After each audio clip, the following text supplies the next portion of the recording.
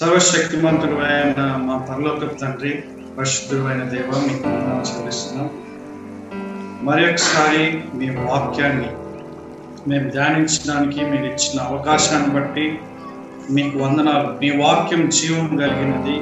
మీ వాక్యంలో నుంచి ప్రభువా మేము మా జీవితాల్లో ఏ విధంగా ఈ లోకంలో జీవించాలనేటువంటి సత్యాల్ని మీరు మాకు నేర్పిస్తున్నందుకు వందనాలు. ముఖ్యంగా యొక్క కొరింథీ పత్రికని ఆయన మేము ధ్యానించడానికి మీరు సహాయం చేస్తారు. మా జీవితాలని మార్చుకోవడానికి సహాయం చేస్తారు ప్రభా. ఇంకానైనా మేము మార్పు కలిగి మారు మనసు పొంది మీ యొక్క కుమారుని పోలికలో మేము జీవించడానికి మీరు సహాయం చేయమని యేసుక్రీస్తు నామములో ప్రార్థన చేస్తున్నాము. 16th చాప్టర్కి వచ్చేసినాం. ఫైనల్ 16వ అధ్యాయంకి వచ్చేసి మొదటి కొరింథీ పత్రిక మనం ముగించబోతున్నాం. మీకు సంతోషం ఉన్నారో లేదు కానీ ఐఎమ్ వెరీ హ్యాపీ. ప్రారంభం కార్యారంభం కంటే కార్యాంతం మేలు అన్నట్లుగా ఈ పత్రిక మనం ప్రారంభం చేసి పత్రికను మనం ముగించబోతున్నాం. ఇక్కడ మనం ఈ అంశాన్ని గమనించినట్లయితే పరిశుద్ధుల కొరకైన చందా విషయం అయితే నేను అనేటటువంటి ఆ మాటతో ప్రారంభం చేస్తాను. పరిశుద్ధుల కొరకైన చందా విషయం అయితే, లేకుంటే పరిశుద్ధుల కొరకైన చందా విషయం గురించి మీకు ఇప్పుడు చెప్తున్నాను అంటున్నాను. అంటే ఆ ప్రశ్నను వాళ్ళు అడిగినట్లుగా మనకి ఇక్కడ కనిపిస్తుంది. మీరు చూడండి 7వ అధ్యాయంలో ఏమని ఉంది. ఇక్కడ 7th చాప్టర్లో మీరు రాసినటువంటి వాటి విషయం. సో వాళ్ళకి కొన్ని సందేహాలు ఉన్నాయి. ఇక్కడ వివాహం గురించి వాళ్ళు మాట్లాడుతారు. 8వ అధ్యాయం విగ్రహములకు బలిగా అర్పించిన వాటి విషయం, అంటే అక్కడ ఉన్నటువంటి సందేహాన్ని ఆయన తీరుస్తున్నాడు. నెక్స్ట్ 12వ అధ్యాయం అక్కడ ఆత్మవరాల గురించినటువంటి విషయాన్ని అక్కడ ఆయన మాట్లాడుతున్నారు. ఇప్పుడు 15వ అధ్యాయంలో ఆయన పునరుత్థానం గురించి, మృతులు ఎటువంటి శరీరాన్ని వాళ్ళు ధరించుకుంటారు అనేటటువంటి సత్యం గురించి అక్కడ మాట్లాడు. ఇప్పుడు పరిశుద్ధుల గురించినటువంటి చందా విషయం. చందా అంటే తెలుసు కదా మీ అందరికీ, కానుక. ప్రతిరోజు ప్రతి ఆదివారం, నాట్ ప్రతిరోజు, ప్రతి ఆదివారం పూట మనం చందా వాడతాం కదా, దాని గురించి అన్నట్లుగా మనకు అనిపిస్తుంది. కానీ ఇక్కడ ఈ సందర్భంలో కనుక మనం జాగ్రత్తగా గమనిస్తే దేని గురించి మాట్లాడుతున్నాడు? పరిశుద్ధుల కొరకైన చందా. మీరు చూడండి ఆ తర్వాత 2వ వచనంలో కూడా, నేను వచ్చినప్పుడు చందా పోగు చేయకుండా ప్రతి ఆదివారం మీలో ప్రతి వాడును తాను వర్ధినల కొలది తన యొక్క కొంత సొమ్ము నిల్వ చేయడం. నేను వచ్చినప్పుడు వారి చేత మీ యొక్క ఉపకార ద్రవ్యము యెరూషలేమునకు. ఇక్కడ ఈ ప్రత్యేకంగా ఈ చందా లేకుంటే ఈ కానుకలు, ఉపకార ద్రవ్యం, సొమ్ము, చూస్తున్నారా? చందా, సొమ్ము, ద్రవ్యం అనేటటువంటి యొక్క రకరకాల పదాలతో వాడబడింది. అన్ని కూడా ఒకటే. ఈ అన్ని కూడా ఎందుకోసం? కొరింథీ సంఘానికి మీరు చందా ఇవ్వమని చెప్తున్నారు. దేని గురించి అంటే పరిశుద్ధుల కోసం. ఏ పరిశుద్ధుల కోసం? పరిశుద్ధులు అంటే ఎవరు? ఒక వ్యక్తికి నేను కౌన్సిలింగ్ ఈ మధ్య ఇస్తున్నప్పుడు వాళ్ళ ఫ్యామిలీలో చాలా టఫ్ టైం ఉండే, మన సంఘంలో కాదు వేరే. మళ్ళీ మీరు అందరు స్పెక్యులేషన్, ఏ ఫ్యామిలీ, మనం వాక్యం వినేటప్పుడు కూడా వాళ్ళెవరు వాళ్ళందరినీ జ్ఞాపకం చేసుకుంటాం. అదొక టెంప్టేషన్ మనం, అందుకే ముందుగానే. సో ఇక ఆ విషయంలో ఆ వ్యక్తికి నేను చెప్పినటువంటిది ఏంటంటే, నీ యొక్క భాగస్వామిని ఆ ప్రేమను నువ్వు పొందడం ఎదురు చూడడం కన్నా నువ్వు దేవుని యొక్క ప్రేమను పొంది ఆ ప్రేమను నువ్వు అనుభవిస్తూ నువ్వు నీ భాగస్వామిని ప్రేమించేటట్లుగా నువ్వు జీవించగలవు. అంటే నీ యొక్క భాగస్వామిని ప్రేమించినా ప్రేమించకపోయినా నువ్వు ప్రేమించగలిగే స్థాయికి నువ్వు రావాలంటే నువ్వు దేవుని ప్రేమని ఎక్స్పీరియన్స్ అవ్వాలి. You should experience the love of God. అప్పుడు నువ్వు నీ భాగస్వామిని నువ్వు ప్రేమించినా ప్రేమించకపోయినా నువ్వు ప్రేమించగలవని నేను చెప్తుంటే, అన్న అది ఎవరో సెయింట్లు చేసేటటువంటి పని, నన్ను ఇప్పుడే చేయమంటావా అని రెస్పాన్స్ వచ్చింది. అది ఎవరో పరిశుద్ధులు చేసేటటువంటి పని. నేను ఇప్పుడే పరిశుద్ధులు అయిపోవాలా అంటే వాళ్ళ దృష్టిలో పరిశుద్ధులు అంటే అర్థం ఏంటి? పరిశుద్ధులు అంటే మదర్ తెరీసా లేకుంటే సెయింట్ జోసెఫ్, ఇట్లా కొంతమంది మీకు కొన్ని దగ్గర ఆ యొక్క విగ్రహాలు కనిపిస్తూ ఉంటాయి, పరిశుద్ధుడైనటువంటి. ఇక్కడ పౌలు కూడా ఆ విధంగా పరిశుద్ధుడైన పౌలు అన్నట్లుగా పిలువబడతారు. పరిశుద్ధత అనేటటువంటిది చాలా ఎవరంటే ఆత్మీయ స్థితిలో చాలా ఉన్నతమైనటువంటి స్థానంలో ఉన్నటువంటి వ్యక్తికి అన్న అభిప్రాయం కొందరిలో ఉంది. వాస్తవానికి బైబిల్ని కనుక మనం జాగ్రత్తగా గమనిస్తే పరిశుద్ధులు ఎవరు అంటే విశ్వాసం, యేసయ్యను నమ్ముకున్నటువంటి వారు, నిజంగా మారు మనసు పొంది పశ్చాత్తాపం పొందినటువంటి వారిని పరిశుద్ధులు అంటున్నారు. ఒకసారి మొదటి అధ్యాయంలో మీరు కనుక గమనిస్తే ఇదే కొరింథీ పత్రిక 1వ అధ్యాయం, దేవుని చిత్తం వలన యేసుక్రీస్తు యొక్క అపోస్తలుగా ఉన్నటువంటి పిలువబడిన పౌలును, సహోదరుడైన సోస్తెనేసు, కొరింథీలో ఉన్న దేవుని సంఘమున, అనగా దేవుని సంఘం అంటే ఏంటి? క్రీస్తు యేసునందు పరిశుద్ధపరచబడిన వారై పరిశుద్ధులుగా ఉండుటకు పిలువబడిన వారికి. ఇంకో మాట చెప్పాలంటే సెయింట్స్. పరిశుద్ధులు అంటే ఎవరంటే సంఘస్థులు. సంఘస్థులు ఎవరంటే విశ్వాసులు.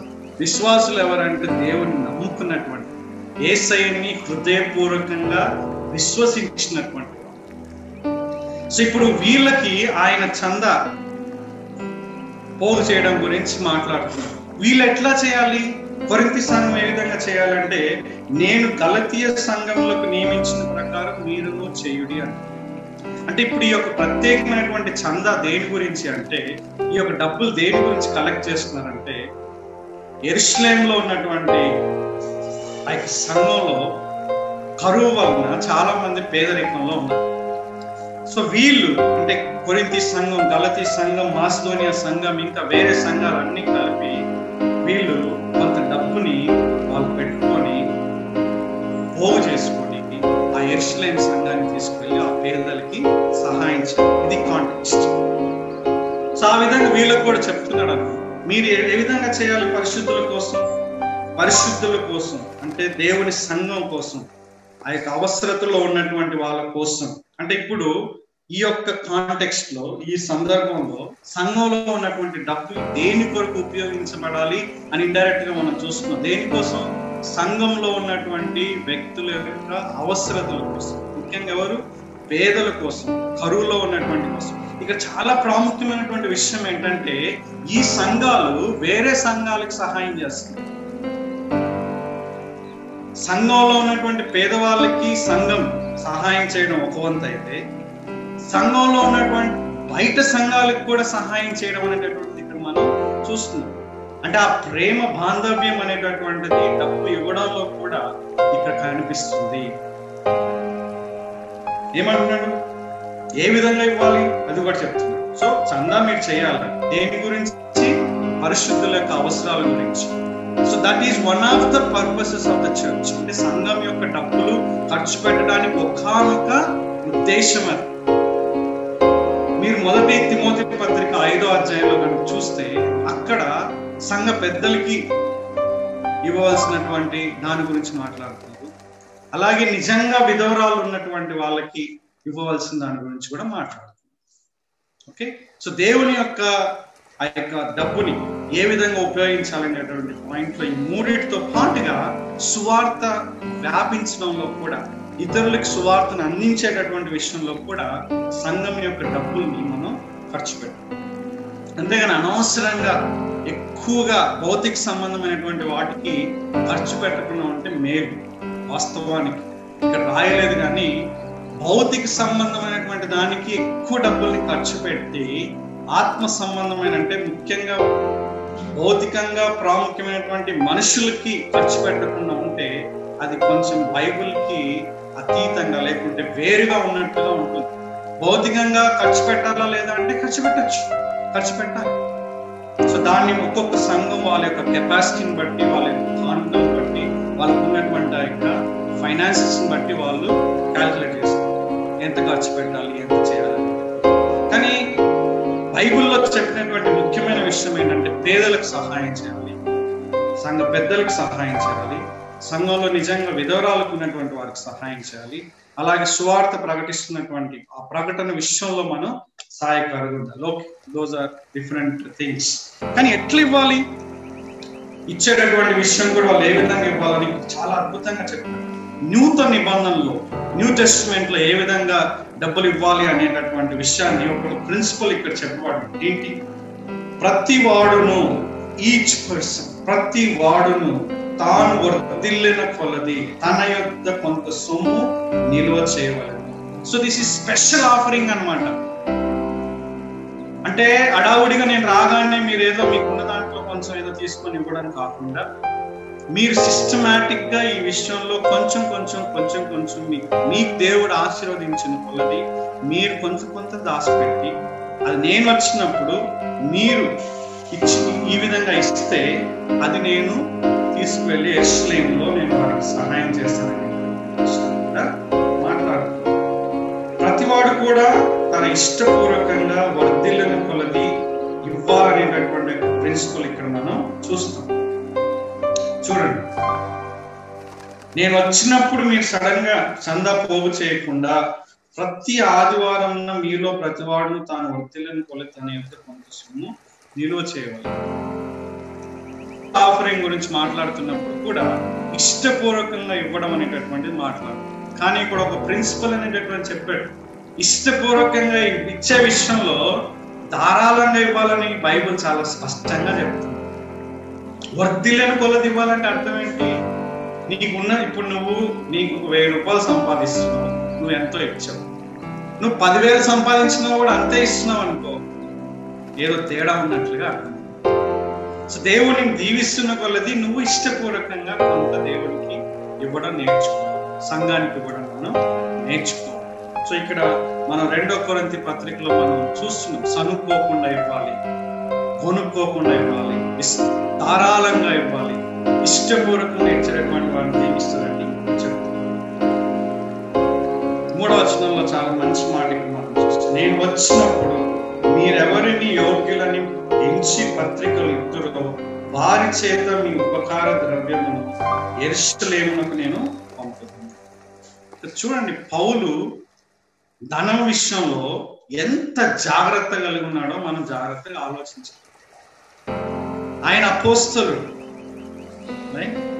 ఆయన అనేక మంది కాపర్లని అంటే పాస్టర్లని నియమించినటువంటి వాడు, సంఘాలని ఆయన చూసుకునేటటువంటి వ్యక్తి, ఒక రకంగా వాళ్ళని పై విచారం చేసేటటువంటి వ్యక్తి, ప్రత్యేకంగా దేవుని చేత పిలువబడినటువంటి వ్యక్తి. కానీ డబ్బుల విషయంలో ఎంత జాగ్రత్త, ధనాపేక్ష లేనటువంటి వ్యక్తిలాగా మనం చూస్తున్నాం.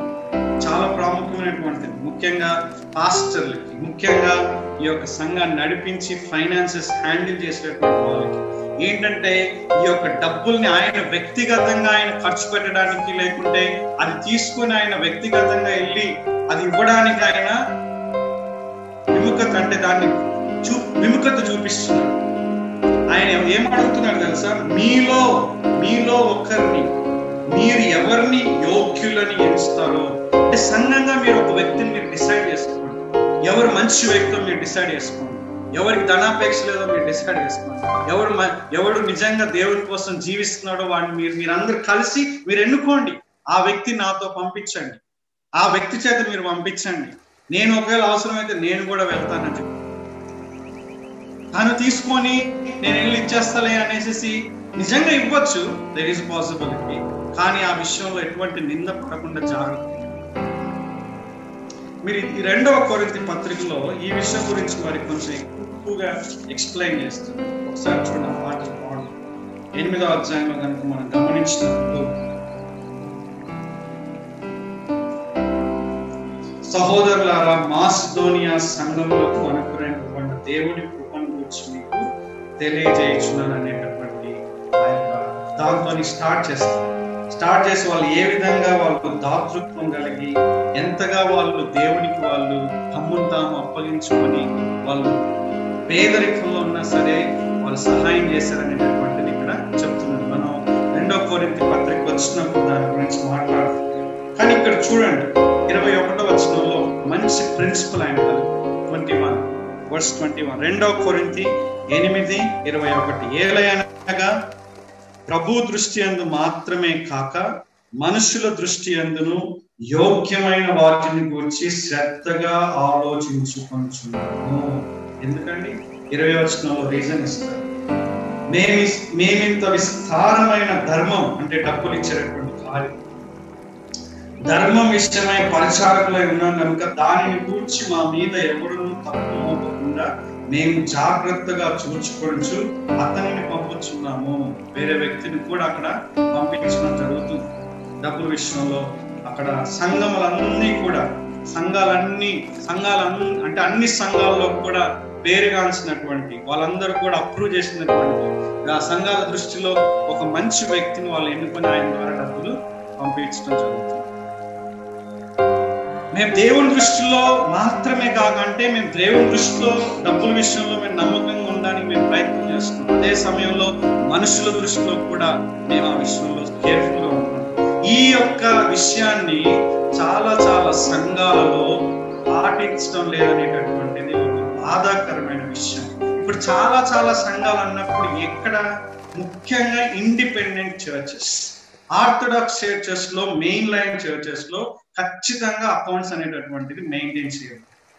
కానీ ఇండిపెండెంట్ చిన్న సంఘాలు, మనలాంటి ఒక చిన్న సంఘాలు, ఇట్లాంటి చిన్న సంఘాలు ఉన్నప్పుడు కేవలం పాస్టర్ మాత్రమే ఆయననే డబ్బులు తీసుకొని ఆయననే ఆ డబ్బుల్ని కౌంట్ చేసుకొని అది విశ్వాసులకు తెలియజేయకుండా ఎంత వచ్చింది, ఎంత ఖర్చు పెడుతున్నాం, ఏం జరిగింది అనేటటువంటి విషయాలు కొంచెం కూడా ప్రజలకు తెలియజేయకుండా అది వాళ్ళు ఆ విధంగా కంటిన్యూ చేస్తున్నారు. ఈ విధంగా చేయడంలో కొంతమంది మంచి వ్యక్తులు కూడా ఉన్నారు, యథార్థంగా ఖర్చు పెట్టే వాళ్ళు ఉన్నారు. కానీ వాళ్ళు చేయనటువంటి ఒక పని ఏంటంటే ఆ డబ్బులు ఎంత వచ్చినాయి, ఎంత ఖర్చు పెడుతున్నామని సంఘానికి తెలియజేయడం. రెండోది, అది వ్యక్తిగతంగా చేస్తున్నారు. That is most dangerous thing. డబ్బుల విషయంలో నువ్వు యథార్థంగా ఉన్నా సరే నీ మీద నింద వస్తారు. డబ్బుల విషయంలో అది ఇతరులకు మనం అప్పగించాలి. ఇద్దరు ముగ్గురు వేరే వాళ్ళ యొక్క సాక్ష్యం మనకి చాలా ప్రాముఖ్యమైనటువంటి. ఆ డబ్బులు వేరే వాళ్ళ పరిచారకులు, అందుకే బైబిల్లో డీకన్స్ అనేటటువంటిది మనం ఉంది. సో డీకన్స్ అనేటటువంటి వాళ్ళు లేకపోయినా సరే పాస్టర్ యొక్క ఆధ్వర్యంలో వేరే వాళ్ళ డబ్బులు చూసుకునేటట్లుగా మనం దాన్ని అవలంబించాలి. ఆ విధంగా చేయడానికి దేవుడు మాకు ఇక్కడ ఉన్నటువంటి ఈ యొక్క పరిచర్య చేసేటటువంటి వారికి దేవుడు సహాయం చేస్తున్నాడు. ఆ విషయంలో కంటిన్యూ అవ్వడం అనేటటువంటి చాలా ప్రాముఖ్యం. ఎందుకంటే ధనాపేక్ష అనేటటువంటిది సమస్తమైనటువంటి కీడులకు అది మూలం. దాన్ని మర్చిపోకూడదు మనం. సో ఇక్కడ పౌలు ఆ యొక్క గొప్ప ప్రిన్సిపల్ ని మనకు నేర్పిస్తున్నాడు. కొంతమంది ధనాపేక్ష లేకపోయినా డబ్బుని, ముఖ్యంగా దేవుని యొక్క డబ్బుల్ని, సంఘంకు ఉన్నటువంటి డబ్బుల్ని విస్తారంగా విచ్చలవిడిగా ఖర్చు చేసే వాళ్ళు ఉన్నారంటే ఆలోచించకుండా తమ సొంత డబ్బులు పెట్టేటటువంటి విషయంలో చాలా ఆలోచన చేస్తారు. ఏదన్నా ఒకటి కొనాలంటే బార్గెనింగ్ చేయడం, ఒక షాప్ నుంచి 2 షాపులకి 3 షాపులకి వెళ్ళడం, ఎంత తక్కువ ధర, ఎంత మంచిది, బెస్ట్ మనం తీసుకోవడానికి ఇంటి దగ్గర మనం ప్రయత్నం చేస్తాం. కానీ సంఘం విషయంలో లిబరల్ గా ఏది పడితే అది కొనేయడం, వేరే వాళ్ళ కమిషన్ ఇస్తానంటే దాంట్లో కొనుక్కోవడం. కొన్ని సంఘాలు ఆ విధంగా చేస్తాయి. బుక్స్ మెయింటైన్ చేసినా సరే వాళ్ళు సంఘం విషయంలో జాగ్రత్త లేకుండా ఇష్టం వచ్చినట్లుగా దాన్ని ఖర్చు పెడతారు. అది ఎంతో మంది వ్యక్తుల యొక్క కష్టార్జితం అనేటటువంటి విషయాన్ని మర్చిపోతున్నారు. దానికంటే ప్రాముఖ్యంగా దేవుని యొక్క డబ్బులు అనేటటువంటి విషయాన్ని మనం మర్చిపోతున్నాం. ఎందుకంటే వీటన్నిటి గురించి వ్యక్తిగతంగా, సంఘపరంగా దేవునికి ఒక రోజున మనం అందరం కూడా లెక్కలు చెప్పాలి. వ్యక్తిగతంగా మీరు ఖర్చు పెట్టేటటువంటి విషయాల గురించి కూడా చాలా ప్రాముఖ్యమైనటువంటి విషయం. ఈ రోజు మన టాపిక్ అది కాదు, కానీ చందా డబ్బులు, ఇక్కడ సంఘంలో ఉన్నటువంటి డబ్బుల గురించి మనం మాట్లాడుతున్నాం. కొన్ని విషయాలు ముఖ్యంగా మనం ఈ యొక్క నెక్స్ట్ వచనాల్లో కూడా మనం గమనించినట్లయితే, నేను కూడా వెళ్ళుట యుక్తమైన ఎడల అంటే సరైనదైతే, ఇఫ్ యు థింక్ దట్ నేను వెళ్ళడం కూడా మంచిది అనిపిస్తే నేను కూడా వెళ్తాను, వారు నాతో కూడా వస్తారు. అయితే మాసిదోనియాలో సంచారం నేను వెళ్ళాలని ఉద్దేశించుకున్నాను కనుక మాసిదోనియాలో సంచారానికి వెళ్ళినప్పుడు మీ వద్దకు వచ్చాను. అప్పుడు మీ వద్ద కొంతకాలం నేను ఆడవచ్చు. ఒకవేళ శీతాకాలం అంతా గడుపుతున్నా అప్పుడు నేను వెళ్ళే స్థలములకు మీరు నన్ను సాగనంపవచ్చు. అంటే ఆయన ఎఫెస్సులో ఉన్నాడు కాబట్టి ఈ మాటలు చెప్తున్నాడు. నెక్స్ట్ మనకు కనిపిస్తుంది. కాబట్టి ఈ యొక్క కొన్ని వచనాల్లో మనం కొన్ని ప్రిన్సిపల్స్ మనం నేర్చుకోవచ్చు. ఏంటంటే, విశ్వాసిగా నువ్వు నేను దేవునికి ధారాళంగా ఇష్టపూర్వకంగా డబ్బులు ఇచ్చేవారిగా ఉండాలి.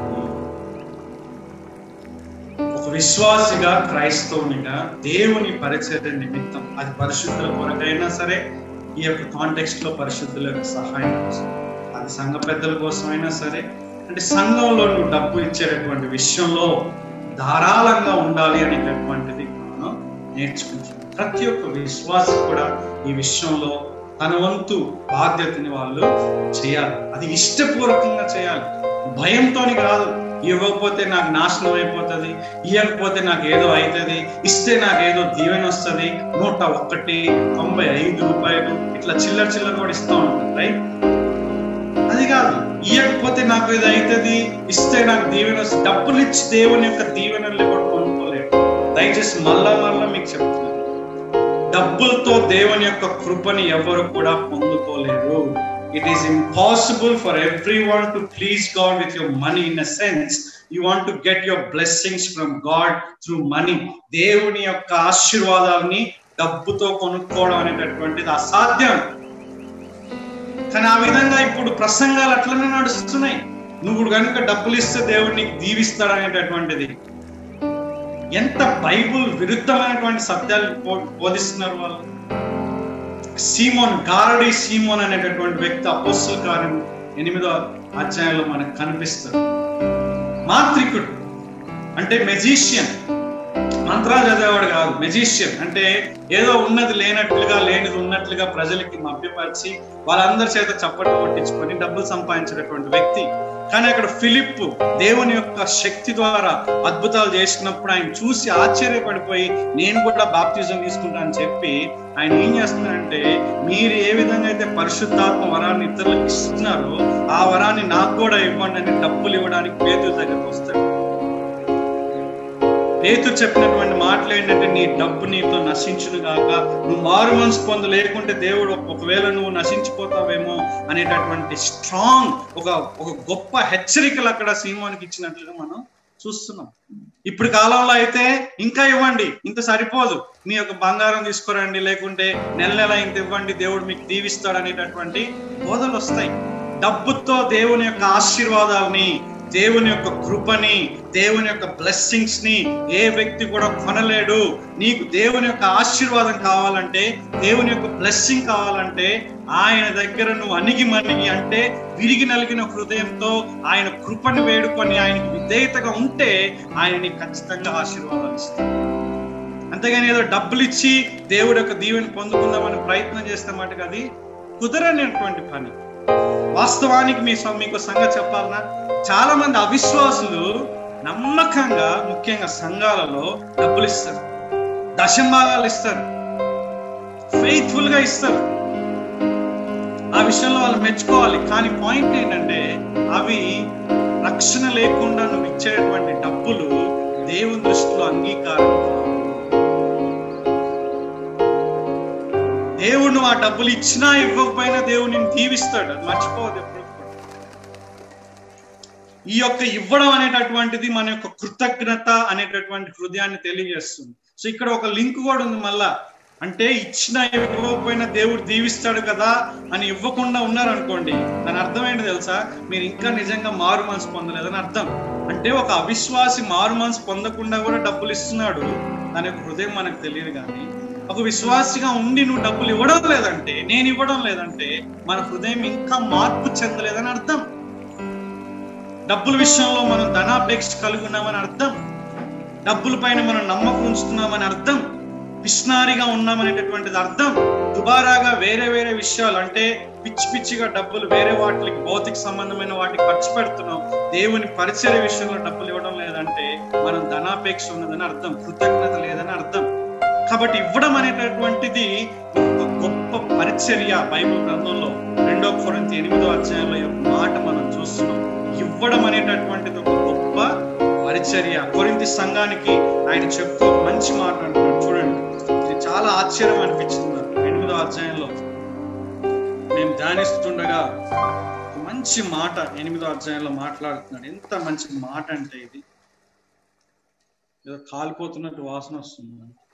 చూడండి ఇక్కడ చూడండి 3వ వచనం నుంచి, ఈ కృప విషయంలోను పరిశుద్ధుల కొరకైన పరిచర్యలో పాల్పొందు విషయంలోను మనపూర్వకంగా మమ్మల్ని వేడుకొంచు వారు తమ సామర్థ్యం కొలదియే కాక సామర్థ్యం కంటే ఎక్కువగా తమంట తామే ఇచ్చిరని మీకు సాక్ష్యం ఇచ్చుచున్నారు.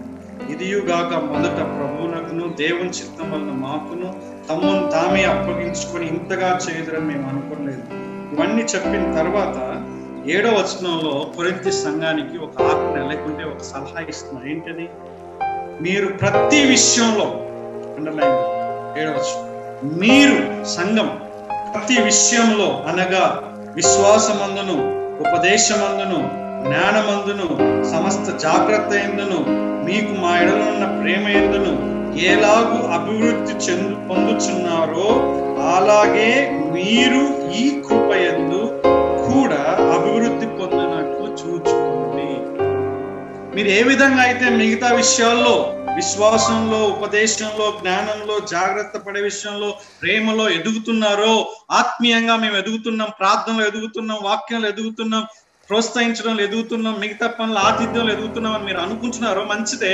దాంతో పాటుగా ఈ కృపలో కూడా మీరు ఎదగాలి. ఏంటది? ఇచ్చేటటువంటి విషయం. ఆ విషయంలో మీరు ఎదుగునట్లు అభివృద్ధి పొందినట్లు మీరు చూసుకోండి అని చెప్తున్నాడు.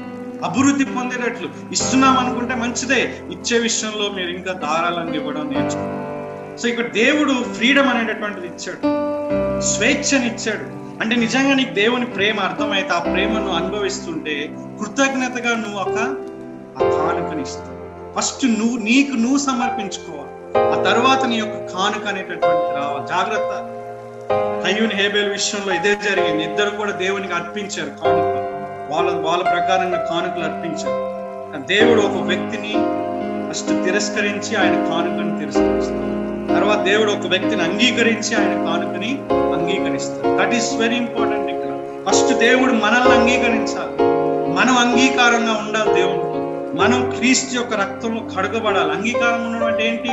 ఆయన రక్తంలో మనం కడుగబడాలి, ఆయన యొక్క క్షమాపణ మనం పొందాలి, ఆయన యొక్క మన మనస్సాక్షిని కడిగేటటువంటి ఆ యొక్క మనస్సాక్షి కడగబడాలి. మనకి అంత గొప్ప అవకాశం దేవుడు మనకి ఇచ్చాడు. కాబట్టి ఆ మనస్సాక్షి మనకు కడగబడినప్పుడు దేవునితో మనం మంచుకుంటాం. అప్పుడు ఆయన మన అర్పణని స్వీకరిస్తాడు.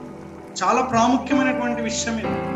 మీరు మత్తయి సువార్త 5వ అధ్యాయంలో కూడా చదివినప్పుడు మీ అర్పణ మీరు ఇస్తున్నప్పుడు ఇతరులతో సమాధానం లేకపోతే మీ అర్పణ మీరు అక్కడ పక్కన పెట్టండి. కీప్ ఇట్ అసైడ్, పక్కన పెట్టండి. ఫస్ట్ మీరు వెళ్ళి సమాధానం పడండి, తర్వాత వచ్చి మీరు అర్పణ ఇవ్వండి. దేవుడు ఎంత ప్రాముఖ్యంగా ఈ యొక్క విషయాలు మాట్లాడుతున్నాడో చూడండి. దేవునితో సమాధానం ఉండడం ప్రాముఖ్యం, దేవుని బిడ్డలతో సమాధానం ఉండడం ప్రాముఖ్యం. అప్పుడు మీరు అర్పించాలి అనేటటువంటి విషయాన్ని అక్కడ మీకు చెప్తున్నాడు. ఇక్కడ చాలా సార్లు మనం ప్రభు బల్ల తీసుకుంటా ఉంటాం. కొంతమంది ప్రభు బల్ల తీసుకోరు. ఎందుకు తీసుకోరు చెప్పండి? దేవునితో సరిగా లేము అనేటటువంటి విషయం చాలా అభినందనీయమని. ఆ సున్నితత్వం మంచిది, ఆ విషయంలో మీరు సున్నితంగా ఉండి తీసుకోవట్లేదు. కానీ దేవుడు తీసుకోవద్దని చెప్పలేదు. మీరు మారు మనసు పొంది మీరు సమాధాన పడి మీరు తీసుకోవాలని బైబిల్ చెప్తుంది. కానీ ఆ విషయం ఎక్కువగా మనకి ఎంఫసిస్ ఉండడం లేదు. కానీ అదే సమయంలో ఇచ్చే విషయంలో కూడా అదే మాట్లాడుతున్నాడు. ఏం చెప్తున్నాడు? ఇచ్చే విషయంలో మీరు సమాధాన పడండి. ఎవరితోని? దేవుడితో సమాధాన పడాలి. తర్వాత మనుషులతోని, ముఖ్యంగా సంఘస్థులతో సమాధాన పడాలి. అప్పుడు మీ కానుక ఇవ్వాలని చెప్తారు. ఆ విధంగా లేకుండా మీ కానుక ఇస్తే అది అంగీకరింపబడదు. దేవుని దృష్టిలో దానికి విలువ లేదని అర్థం. సింపుల్. కాబట్టి ఇప్పుడు కొంతమంది ఈ విషయంలో లైట్ గా తీసుకుంటే, ఒక విశ్వాసిగా నువ్వు నిర్లక్ష్యంగా వ్యవహరిస్తే చాలా కష్టం. నువ్వు నిజంగా దేవుని వెంబడిస్తే నువ్వు ఇచ్చేటటువంటి వ్యక్తిగా ఉండు, ఇష్టపూర్వకంగా ఇచ్చేటటువంటి వ్యక్తి ఉండు. ప్రెషర్ ఉండదు, అంటే లోపల ఒత్తిడి ఉండకూడదు. ఇవ్వకపోతే ఎట్లా అనేటటువంటి ఆ ఒత్తిడి కాదు, అది ప్రేమ. ఇప్పుడు మీ పిల్లలకి మీరు ఎట్లా, ఫ్రెండ్స్ కి ఏ విధంగా మీరు పెడతారు? ఒత్తిడితో పెడతారా? జాయ్ఫుల్. సంథింగ్ హ్యాపెన్స్, ఒక మంచి రిజల్ట్ వచ్చింది, ప్రమోషన్ వచ్చింది, ఉద్యోగం వచ్చింది, గవర్నమెంట్ జాబ్ వచ్చింది, లేకుంటే సంథింగ్ మీరు ఇల్లు కట్టుకున్నారు, you are celebrating that joy with them. అవునా? అంతేగాని మీరు ప్రెషర్ తో పెట్టకపోతే ఏమనుకుంటారో వీరు అనేసి దానికోసం పెడుతున్నారా? అట్లా పెట్టేవాళ్ళు కొంతమంది ఉన్నారు, మానవులు అట్లాంటి వాళ్ళు ఉన్నారు. ఏమనుకుంటారని చేసేటటువంటిది ఆ యొక్క మన నేచర్ లో ఉంది. కానీ చాలా సార్లు మన యొక్క జాయ్ని ఎట్లా ఎక్స్ప్రెస్ చేస్తాం? By giving. పిల్లలకి మనం ఎందుకు ఇస్తాం? మనం బికాస్ ఆఫ్ జాయ్, ఆనందం. వాళ్ళంటే ఆనందం. వాళ్ళకి బర్త్డే సెలబ్రేషన్ అనేటటువంటిది మనకి ఎంతో ఆనందం. అది ఎంత ఖర్చు అయినా సరే. అట్లాంటి ఉద్దేశంతో నేను దేవునికి మనం ఇవ్వాలి అని చెప్తున్నాను. కౌంట్ చేసుకుంటారు అక్కడ ఎంత పెట్టాలి ఈ రోజు, రైట్? రిక్కీ బర్త్డే ఈ రోజు, రైట్? పలానాది ఇంత పర్సెంట్ అని నేను రాసుకోవాలన్నా? కేర్ఫుల్ గా ఉండడంలో తప్పలేదు, కానీ పెట్టే విషయంలో ఎంతో ఆనందంతో మనం పెడతాం. కాబట్టి నువ్వు డిసైడ్ చేసుకోవాలని చెప్తున్నాను. నువ్వు నిర్ణయించుకోవాలి. వర్ధిల్లని కొలది ఇవ్వాలి. నీకు దేవుడు దీవిస్తున్న కొలది నువ్వు ఇంతే ఇస్తున్నావు అంటే నీ హార్ట్ చెప్తుంది నీకు దేవుని పైన కృతజ్ఞత లేదని. సో దయచేసి అర్థం చేసుకోండి, నువ్వు దేవునికి ఇస్తున్నావు అనే భావంతో నువ్వు ఇవ్వాలి. ఇంకోటి ఇక్కడ ఉన్నటువంటి వ్యక్తులకు కాదు. Forget about that. ఒకవేళ వాళ్ళు ఈ యొక్క మనీని మీ కళ్ళ ముందే తప్పుగా ఉపయోగించినట్లయితే, దేవుని యొక్క వాక్యానికి విరుద్ధంగా మీ యొక్క డబ్బులు ఉపయోగించబడితే, అప్పుడు మీ డబ్బులు వేరే దగ్గర ఇవ్వడంలో, అంటే వేరే సంఘాలకి, వేరే ఆ యొక్క పరిచర్యలకు ఇవ్వడంలో సమస్య లేదు. కానీ ప్రాముఖ్యంగా స్థానిక సంఘానికి మీరు కట్టుబడి ఉన్నారు. ఆత్మ సంబంధమైనటువంటి మేలు మీరు పొందుకుంటున్నారు. ఆ యొక్క భౌతిక సంబంధమైనటువంటి దీవెనలు మీరు ఇచ్చేటటువంటి వారిగా ఉన్నారు.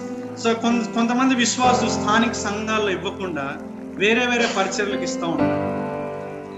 అది సరైనటువంటిది కాదు. వేరే పరిచర్యలకు ఇవ్వాలి, కానీ నీ స్థానిక సంఘాన్ని నిర్లక్ష్యం చేయకుండా నువ్వు ఇవ్వడం అనేటటువంటి చాలా ప్రాముఖ్యమైనటువంటి విషయం. కాబట్టి నువ్వు డిసైడ్ చేసుకోవాలి. 10%, 20%, 30%, 50%. ప్రజలు అట్లాంటి పర్సెంట్లు ఇచ్చేటటువంటి వాళ్ళు ఉన్నారు. ఒత్తిడి లేదు, మ్యానిపులేషన్ కూడా లేదు. ఇట్లా ఇస్తే దేవుడు దీవిస్తాడు, కాదు. ఇష్టపూర్వకంగా ఇవ్వాలి, ఒత్తిడి లేకుండా ఇవ్వాలి, జాయ్ఫుల్ గా ఇవ్వాలి, కృతజ్ఞతతో ఇవ్వాలి. దేవుడు చేసిన కార్యానికి నువ్వు ఇవ్వాలి. నువ్వు ఇవ్వకపోయినా దేవుడికి ఏం కాదు, అది తెలుసుకో ఫస్ట్. నువ్వు ఇస్తే దేవుడికి ఇక్కడ పోషణ కాదు, అర్థమవుతుందా? నువ్వు ఇస్తేనే జరుగుతుంది అనేటటువంటిది కాదు. నీ కర్తవ్యం, నీ సంతోషాన్ని నువ్వు వ్యక్తపరచాలి, నీ కృతజ్ఞతను నువ్వు వ్యక్తపరచాలి, నీ యొక్క నమ్మకాన్ని నువ్వు వ్యక్తపరచాలి. అది ఇంపార్టెంట్. సో దేవుణ్ణి నమ్మాలా, డబ్బుని నమ్మాలా అన్నప్పుడు నువ్వు దేవుడిని నమ్మితే డబ్బుని పక్కన పెట్టించేస్తావు. ఆ డబ్బునే నమ్ముకుంటే డబ్బు బ్యాంకులో పెట్టుకుంటావు, లేకపోతే ఇంకో దగ్గర పెట్టుకుంటావు. అంటే దేవునికి ఇవ్వవలసింది ఇవ్వకుండా నువ్వు దాచిపెట్టుకోవడంలో నీకు ఆశీర్వాదం లేదని తెలుసు. దాచిపెట్టుకోవాలి డబ్బు. Savings important, insurance important. ఆరోగ్యం కోసం, అత్యవసరమైన పరిస్థితుల కోసం డబ్బును దాచిపెట్టుకోవడం మంచిది. దేవుడు ఆ విషయంలో ప్రావర్బ్స్ లో చాలా విషయాలు మనం మాట్లాడుతున్నాం, కానీ దేవుడికి ఇచ్చేటటువంటి విషయం కూడా మాట్లాడుతున్నాం. కాబట్టి ఇక్కడ ఏం చేయాలంటే, ఇచ్చే విషయంలో నువ్వు ఒక విశ్వాసిగా మనల్ని మనం సమర్పించుకొని దేవునికి మనం ఇవ్వాలి. ముఖ్యంగా సంఘానికి మనం ఇవ్వాలి. సంఘంలో ఉన్నటువంటి ప్రజలకు మనం సహాయం చేయాలి. ఆ తర్వాత సమాజం గురించి ఆలోచించాలి. అంటే నువ్వు ఏ విధంగా అయితే నీ కుటుంబాన్ని నువ్వు పట్టించుకోవాలి, ఆ తర్వాత మిగతా కుటుంబాలను పట్టించుకోవాలి. నీ కుటుంబాన్ని నువ్వు నిర్లక్ష్యం చేసి వేరే వాళ్ళని పట్టించుకుంటే ఎట్లుంటుంది? కొంతమంది అట్లా కూడా చేస్తున్నారు. కుటుంబంలో ఉన్న వాళ్ళకి భార్య పిల్లలకి సరిగ్గా పెట్టకుండా వేరే దగ్గర పెట్టడం అనేటటువంటిది సరైనది కాదు. అంటే వేరే దగ్గర అంటే మళ్ళీ మీరు తప్పుగా అర్థం చేసుకునే వాళ్ళు, పేదలకి, అవసరాల్లో ఉన్నటువంటి వాళ్ళు చాలా దాతృత్వం వాళ్ళు. కానీ ఇంట్లో వాళ్ళని కూడా పట్టించుకోవాలి. They should also take. వాళ్ళకి తృప్తిగా, అంటే వాళ్ళ బేసిక్ నీడ్స్ని వాళ్ళకి ఫుల్ఫిల్ చేసి నువ్వు మిగతా వాళ్ళకి సహాయం చేయడం అది వెరీ వెరీ ఇంపార్టెంట్. ముఖ్యంగా ఇక్కడ సంఘం విషయంలో ప్రతి ఒక్క విశ్వాసి కూడా తమ్మును తాము అప్పగించుకోవాలి. ఇచ్చే విషయం ధారాళంగా, ఇష్టపూర్వకంగా ఇవ్వడం అనేటటువంటి. నెక్స్ట్ మనం ఏం చూస్తున్నాం అంటే, పరిచర్య చేసేటటువంటి ఆ వ్యక్తి, పాస్టర్, సంఘ పెద్ద, పరిచారకుడు, మిషనరీ, ఏ పేరైనా సరే పరిచర్యలో నువ్వు గనక ఉన్నప్పుడు డబ్బుల విషయంలో జాగ్రత్తగా ఉండాలి. Okay, you should be extremely careful about money. ఆ మనీ విషయంలో నింద రాకుండా నువ్వు జాగ్రత్త పడాలి. ఆ విషయంలో నువ్వు ధనాపేక్ష ఉండకూడదు. నువ్వు ఒక పాస్టర్గా నీ యొక్క విశ్వాసాన్ని నువ్వు మ్యానిపులేట్ చేయకూడదు. నీ యొక్క సందేశాలతోని వాళ్ళని ఇచ్చేటట్లుగా, వాళ్ళని ఇవ్వకపోతే వాళ్ళు నాశనం అయిపోయేటట్లుగా అట్లాంటి కర్సెస్, శాపాలు ఇచ్చి నువ్వు డబ్బులు సంపాదించకూడదు. చాలా తప్పు. వాస్తవానికి చాలా మంది ఆ పనులు చేస్తున్నారు. ఈ యొక్క సందేశాలు ఇచ్చేటప్పుడు కూడా ఎప్పుడు కూడా ఈ యొక్క డబ్బులు ఇచ్చేదాని గురించే మాట్లాడటం అనేటటువంటిది బైబిల్ పరంగా వ్యతిరేకం. ప్రతి ఆదివారం నెలలో 3 సార్లు లేకుంటే సంవత్సరంలో 20-30 సార్లు నువ్వు డబ్బు గురించే మాట్లాడుతున్నావు. ఇవ్వండి, దేవుడు దీవిస్తాడు, ఇవ్వండి ఇవ్వండి, ఇస్తే మీకు దేవుడు దీవెన, ఇస్తే ప్రమోషన్, ఇస్తే మగపిల్లడు పుడతాడు, ఇస్తే మీకు పెళ్ళి అవుతుంది, ఇస్తే మీకు ఇది జరుగుతుంది, అది జరుగుతుంది అనేసి ఆ డబ్బుల గురించే, భౌతికమైన సంబంధాల గురించి, ఆశీర్వాదాల గురించే నువ్వు పదే పదే చెప్తున్నావు అనుకో, నీకు ధనాపేక్ష ఉన్నట్లేవో పాస్టర్. నేను కూడా ఒక పాస్టర్గా చెప్తున్నా ఇవన్నీ కూడా. ప్రజల యొక్క ఆత్మీయ క్షేమం గురించి మనం ఆలోచన చేయాలి. ప్రజల్ని ఒక రోజు వాళ్ళకి ఆత్మీయ ఎదుగుదల కోసం దేవుడు మనల్ని లెక్క అడుగుతాడు. మనం ధనాపేక్ష లేనటువంటి వారిగా ఉండాలి. డబ్బుని మనం ప్రేమించకూడదు, ప్రజల్ని ప్రేమించాలి. డబ్బు పైన మనం ఆధారపడకూడదు, దేవుని పైన ఆధారపడాలి. చాలా చాలా ప్రాముఖ్యమైనటువంటి విషయాలు. చాలా శోధనలు వస్తుంటాయి తెలుసా అండి హౌస్ విజిటింగ్ అప్పుడు, రైట్? పాస్టర్లకి హౌస్ విజిటింగ్స్ లో, ప్రేయర్ మీటింగ్స్ లో, కొన్నిసార్లు ప్రేయర్ మీటింగ్స్ ఎందుకు పెడతారంటే ఏదో ఒక కానుక వస్తుందని, లేకుంటే ఒక హౌస్ విజిటింగ్ ఎందుకు వెళ్తారంటే ఏదో ఒక కానుక. అదొక శోధన. అందరు అట్లా చేస్తారని అనడం లేదు, నేను ప్రేమతో చేస్తున్నారు. కానీ ఆ బిలీవర్స్ కూడా ఒక పెద్ద ఒత్తిడి. మా అమ్మని నేను చూస్తే, నేను పాస్టర్లు వస్తే మాట ఖచ్చితంగా డబ్బులు వాళ్ళకి తీసి పెట్టాలి. ఆ ప్రెషర్, ఆ ఒత్తిడి. ఇవ్వకపోతే దీవెన ఉండదేమో, ఇస్తే దీవెన వస్తుందేమో. ఇవ్వడం మంచిదే. నీ ఇంటికి పాస్టర్ వచ్చినా, ఎవరు సేవకుడు వచ్చినా, బిలీవర్ వచ్చినా సరే, ఫర్గెట్ అబౌట్ పాస్టర్. ఒక తోటి విశ్వాసం నీ దగ్గరకు వస్తే, నీకు ప్రేయర్ చేసినప్పుడు నీ కృతజ్ఞతగా ఏమైనా అనిపిస్తే, వాళ్ళకి ఇవ్వాలనిపిస్తే ఇవ్వండి. పాస్టర్కి ఇస్తేనే దీవెన అనుకోవద్దు మీరు. ఎందుకు పాస్టర్కి ఇవ్వాలి, మిగతా వాళ్ళకి ఇవ్వాలంటే, మిగతా వాళ్ళు వర్కింగ్ పీపుల్ ఇక్కడ వర్కింగ్ చేస్తలేడు కాబట్టి, అంటే ఇక్కడే పరిచయం చేస్తున్నారు కాబట్టి మీరు ఇవ్వచ్చు. కానీ బిలీవర్కి ఇచ్చినా కూడా మీకు ఆశీర్వాదం. ఇన్ ఎసెన్స్ పాస్టర్లకు ఇస్తేనే కాదు, ఆతిథ్యం కూడా మనం ఎట్లా చేస్తాం, పాస్టర్లకు ఇస్తేనే ఆశీర్వాదం అన్నట్లుగా పాస్టర్ల కడుపులే పెరుగుతూ ఉంటాయి. ఎప్పుడు పాస్టర్లకే 1 ప్యాక్ ఉంటుంది, మిగతా బిలీవర్స్ కి 6 ప్యాక్ అని ఉంటుంది. కానీ పాస్టర్లకి 1 ప్యాక్. ఏ పాస్టర్ కన్నా చూసుకోండి, బీపీ, షుగర్, తర్వాత అన్ని ఉంటాయన్నమాట. థైరాయిడ్, లేటెస్ట్ గా పీసీఓడి. చాలా పీసీఓడి గర్ల్స్ కదా, ఉమెన్ పాస్టర్ వాళ్ళకి వస్తుంది. ఎందుకంటే పాస్టర్లు పెడితేనే ఆశీర్వాదం అనేసి అనుకుంటారు. నో, విశ్వాసం ఇతర విశ్వాసాలకు పెట్టాలి. ఆశీర్వాదం విషయం ఇంటికి వచ్చినప్పుడు ప్రార్థన చేయించుకున్నప్పుడు నీకు ఇవ్వాలనిపిస్తే వాళ్ళకి దేవునికి ఇస్తున్నావు, మనిషికి ఇవ్వడం లేదు. అర్థం చేసుకున్నావు. సో పాస్టర్లుగా మనం డబ్బుల విషయంలో, ఆ యొక్క డబ్బులు వచ్చినప్పుడు మనం కౌంటింగ్ అనేటటువంటిది ఇతరులతో చేయాలి. దయచేసి ఈ విషయంలో మనం ఆలోచన చేయాలి. ఎవ్వరు నమ్మకంగా లేరనుకోవద్దండి దయచేసి. ఆ డబ్బులు మీరు ఎంత వచ్చినాయో తెలియజేసుకొని దానికి అకౌంట్స్ మెయింటైన్ చేయాలి. దేవుని యొక్క మహాకృప వలన ఈ యొక్క సంఘం ప్రారంభమైనప్పటి నుంచి ప్రతి ఒక్క డబ్బులు ఎంత వచ్చినా, ఎంత ఖర్చు పెట్టాం, దేని ఖర్చు పెట్టాం అనేటటువంటి ప్రతి ఒక్క లెక్క ఇప్పటికీ ఉంది మాకు, ఎప్పటికీ ఉంటుంది కూడా.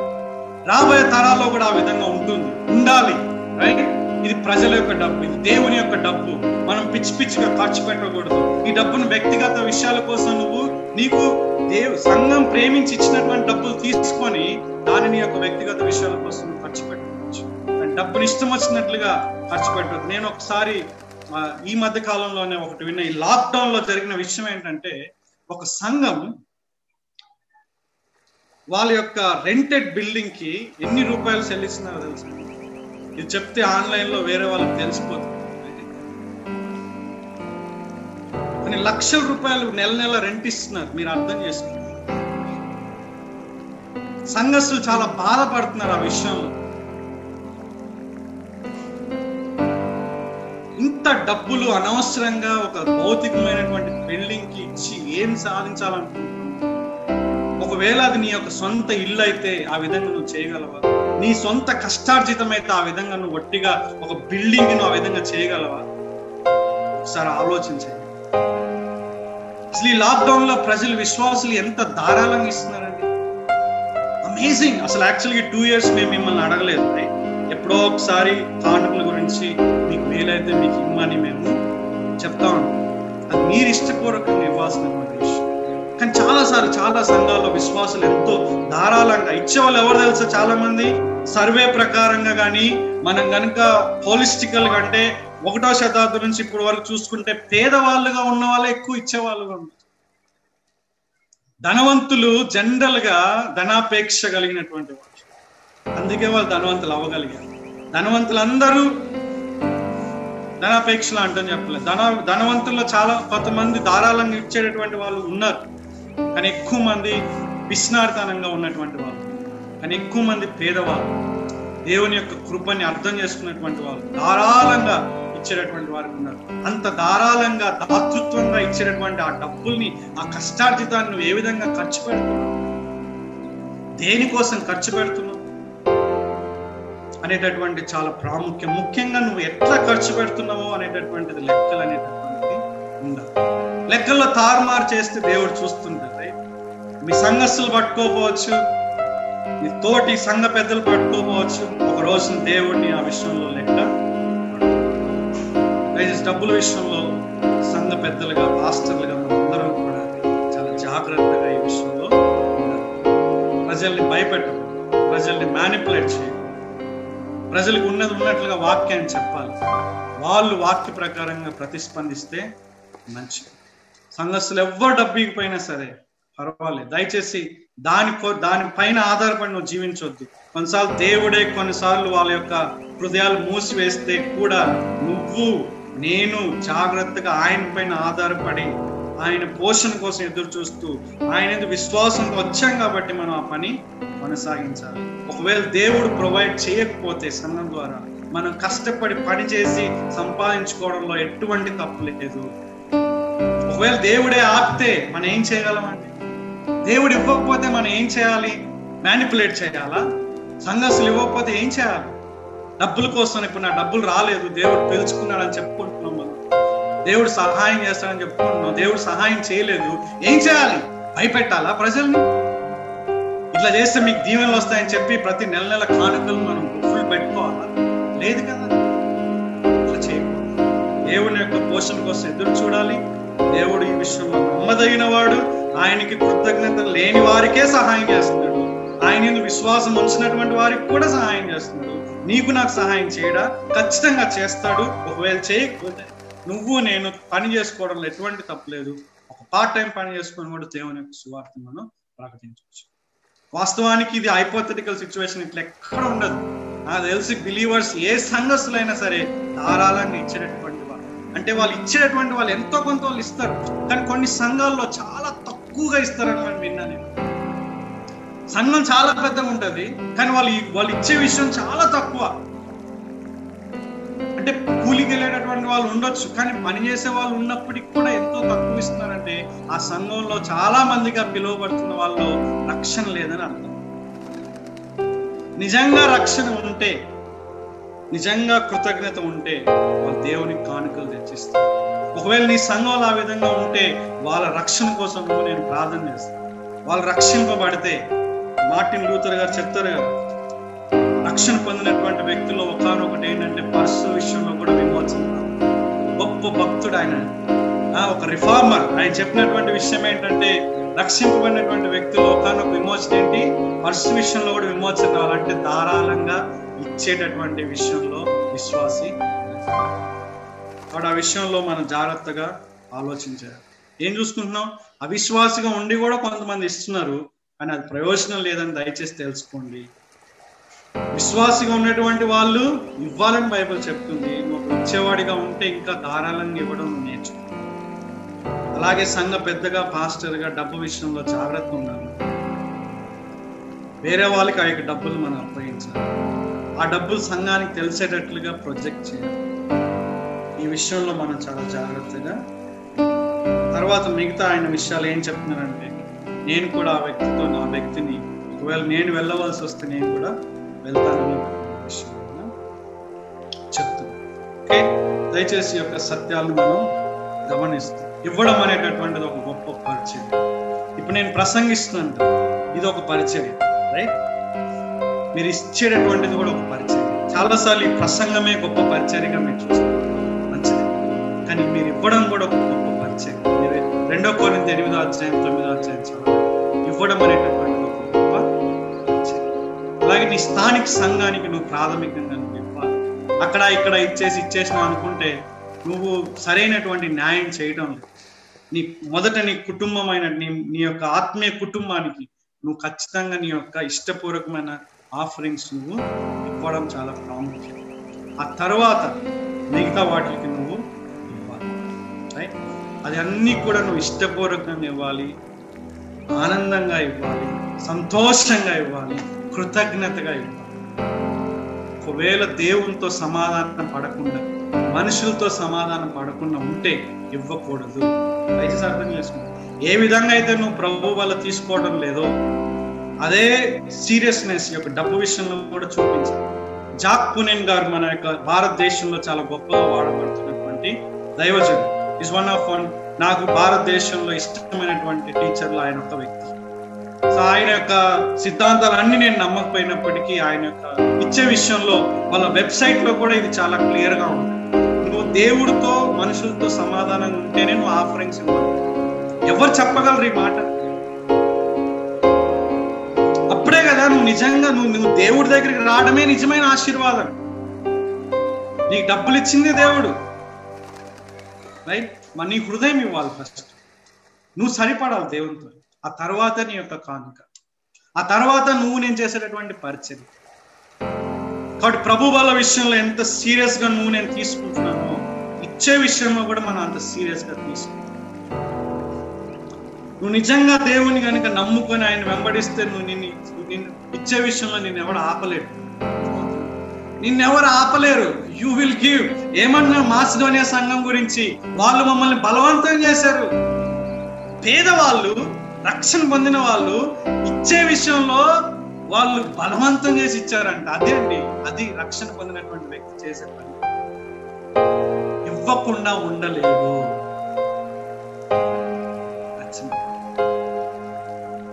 ప్రార్థన చేసుకున్నాం. ప్రభువా మీకు వందనాలు.